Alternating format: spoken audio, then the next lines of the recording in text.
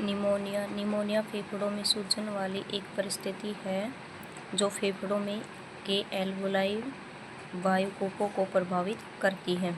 जो निमोनिया है वो फेफड़ों में सूजन ला देता है और फेफड़ों की जो एल्वोलाई है उनको प्रभावित करता है। यह संक्रमण निचले श्वसन तंत्र की लोअर रेस्पिरेटरी ट्रैक्ट का संक्रमण होता है जो 5 वर्ष से कम उम्र के बच्चों में मृत्यु का प्रमुख कारण है। ये जो छोटे बच्चे होते हैं 5 वर्ष से कम उम्र के, उसमें निमोनिया सबसे ज़्यादा मृत्यु का कारण है। कोज क्या होंगे? यह मुख्य रूप से जीवाणु, वायरस, सूक्ष्मजीव, प्रोटोजोआ, कुछ दवा या एलर्जिक प्रतिक्रियाओं द्वारा भी हो सकता है।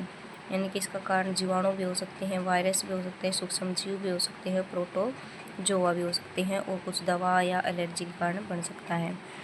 जीवाणु के कारण यानी कि जीवाणु कौन कौन से जीवाणु हैं? Streptococci, pertussis, E coli, H influenza. विषाणु कौन से होते हैं? इन्फ्लुएंजा, चिकनपॉक्स, एडिनोवायरस और फफूंद, कैंडिडा और थ्रश। अब हम इसके टाइप देखेंगे। टाइप क्या है, कितने होते हैं? रेस्पिरेशन निमोनिया, यानी कि जो रेस्पिरेशन निमोनिया है इसमें क्या होगा? बाह्य पदार्थ को सांस के साथ फेफड़ों में खींच लेने से उत्पन्न निमोनिया एस्पिरेशन निमोनिया कहलाते हैं। यानी कि एस्पिरेशन निमोनिया यानी कि एस्पिरेशन है अंदर सांस के साथ खींच लेना। अगला है ब्रोंकियो निमोनिया। मिश्रित जीवाणु संक्रमण के कारण शिशुओं एवं छोटे बच्चों में होने वाला रोग। यानी कि ब्रोंकियो मिश्रित जीवाणु यानी कि कई जीवाणु एक साथ मिलकर संक्रमण बना देते हैं जो बच्चों के अंदर, छोटे बच्चों में ज़्यादा पाया जाता है। फिर आता है लोबुलर निमोनिया। इसमें फेफड़ों के अनेक छोटे छोटे ल्यूबोल्स प्रभावित होते हैं। फिर अगला आता है हमारा लेबर निमोनिया। इसमें होता है निमोनिया द्वारा उत्पन्न निमोकोकस द्वारा उत्पन्न एक तीव्र निमोनिया जिसमें फेफड़ों को एक या अधिक खंडों का शोथ हो जाता है। ये लेबर निमोनिया क्या होता है?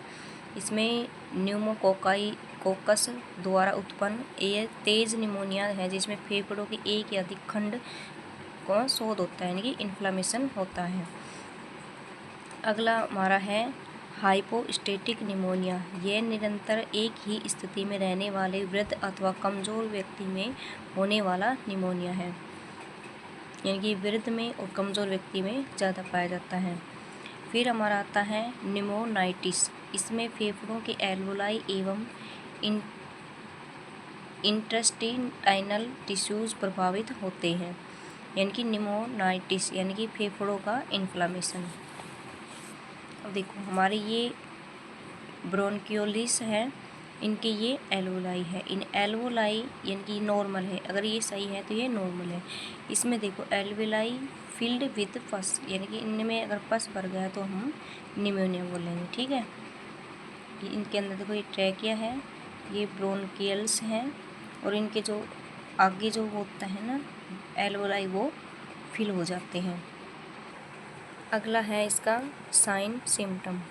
साइन सिम्टम क्या होंगे? कफ हो जाएगा, चेस्ट पेन होगा, कोल्ड हो जाएगी, फीवर, एनोरेक्सिया, स्वीटिंग, सांस लेने में कठिनाई, चिड़चिड़ापन, खांसी में बलगम आना, कपकपी महसूस होना, नाड़ी की गति तेज होना। यानी कि कफ बनेगा, जो अब एल्वोलाई में जो पस बनेगा तो कफ के हिसाब वो आएगा। कोल्ड ठंड बन जाएगी। अगर ये नहीं होगा सांस लेंगे तो चेस्ट में पेन होगा, स्वीटिंग पसीना भी आएगा घबराहट से, फीवर भी हो जाएगा, भूख नहीं लगेगी, ऐसे सांस में कठिनाई आएगी। तो ये साइन सिम्टम हो गए। फिर निदान लक्षणों के आधार पर करेंगे कि भाई क्या क्या लक्षण है, उस हिसाब से फीवर है, कफ है, चेस्ट में पेन है, स्वेटिंग हो रही है, तो हम उस हिसाब से लक्षणों के आधार पर ट्रीटमेंट करेंगे और चेस्ट एक्सरे करेंगे कि भाई किस प्रकार का इन्फेक्शन है और कितना है। ट्रीटमेंट में एंटीपायरेटिक देंगे यानी कि बुखार को रोकने के लिए, एंटी टिश्यू खांसी को रोकने के लिए, एंटी हिस्टामिन ड्रग, ठीक है, कफ को रोकने के लिए। और अगला हमारा था एंटीबायोटिक बैक्टीरियल निमोनिया के लिए, हिस्टेरियल ड्रग और फ्लूइड थेरेपी यानी कि फ्लूइड अधिक मात्रा में देंगे।